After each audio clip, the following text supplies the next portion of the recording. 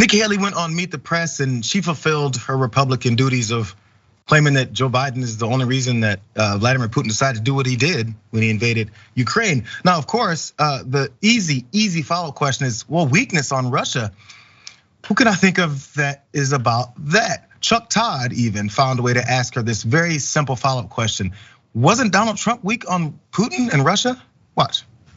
But Ambassador, you sort of imply that it was Biden's weakness on Afghanistan, but I mean, the Trump administration, Trump personally tried to roll back sanctions on Russia in 2017. They tried to lobby Congress to weaken Russian sanctions in legislation in 2017. He tried to remove sanction on a Russian oligarch company in 2018.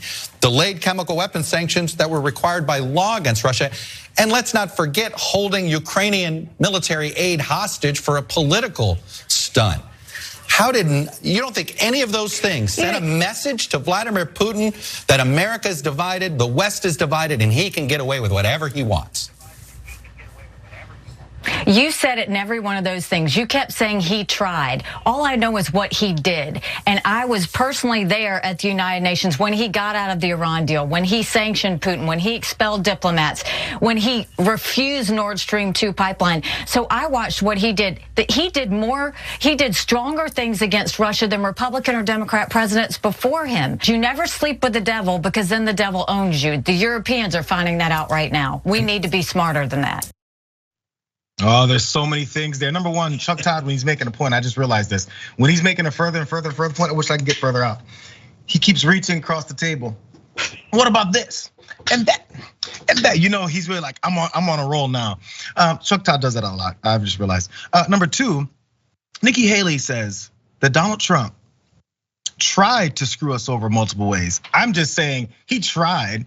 What about that whole impeachment thing? Were you in favor of that? It was one of his attempts to screw us over. In fact, he did a pretty good job because he was leaning on President Zelensky really hard for his own political ambitions.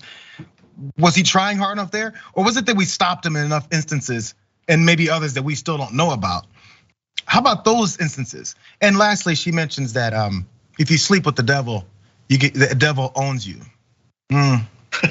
It seems that Nikki Haley is still kowtowing and bowing to President Trump, who, by the way, she said this guy's a disaster, he's a mess, all these other negative things about him until he went, get back in line, Nikki. And she got back in line. Looks like he owns you. It's really weird how that works. Now, by the way, before I let you jump in, David, now, even though Chuck Todd was extending the desk with all of his points, Brianna Keeler from CNN, man, she broke it down in ways that I don't think many people have. Let's watch this really fast. He congratulated Putin on winning re-election, giving his sham election legitimacy. He considered visiting Putin on Russian soil despite the fact that Russia attacked the US election. He pleases Putin over and over again, constantly criticizing NATO to this day. The president asked allies to let Russia back into the G7.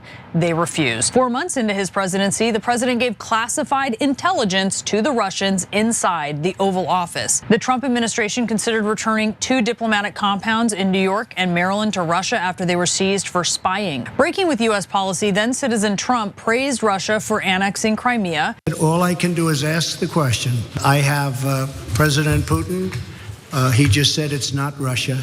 I will say this, I don't see any reason why it would be. The president was reluctant to sign Russian sanctions despite the House voting 419-3 and the Senate voting 98-2.